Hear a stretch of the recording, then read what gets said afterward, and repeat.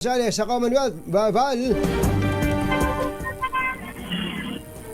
Anthony at Tina, mistulang extension na ng Commonwealth Market itong bahaging ito ng Eastbound Lake nitong Commonwealth Avenue. Ito'y dahil sa okupado na nitong mga vendor na ito, itong mga ambulant vendor na nandito sa aking liburan.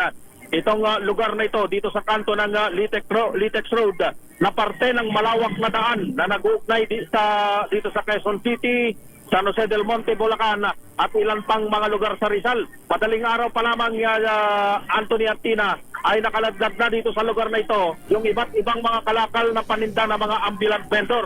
Ang resulta nito ay yung bagyang pagbabagal. Yung bagyang pagbabagal ng mga sasakyan sa unahan.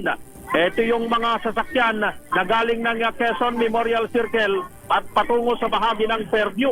Ayon doon sa ilang mga nakausap kong mga motorista na regular na dumadaan dito sa lugar, isa ito doon sa mga dahilan ng traffic sa magkabilang bahagi ng Commonwealth Avenue. Sa kabila kasi, Tina at Anthony, ay ang Commonwealth Market na halos katapat lamang din ng lugar na ito na nagta-traffic din dahil sa mga pumapasok na sasakyan sa palengke at yung mga nagbababa ng mga namamalengke. Ito'y dito sa may ang traffic, bagyang traffic ay nararanasan dito sa ilalim mismo nitong ginagawang istasyon, itong MRT7.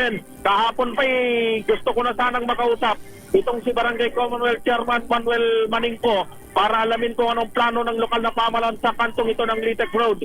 Kung ito ba ay kung palalawakin ba itong bahagi nitong may talipapa kasi dito sa lugar na ito, kung ito'y palalawakin o sadyang mayroon lamang mga pasaway na mga vendor na umuuko pa dito sa eastbound, yung galing ng elliptical road patungo ng Fairview na inuukupahan itong mga vendor dito sa lugar na ito. Ako si Val Gonzales, DZRH, una sa Pilipinas, una sa Pilipino.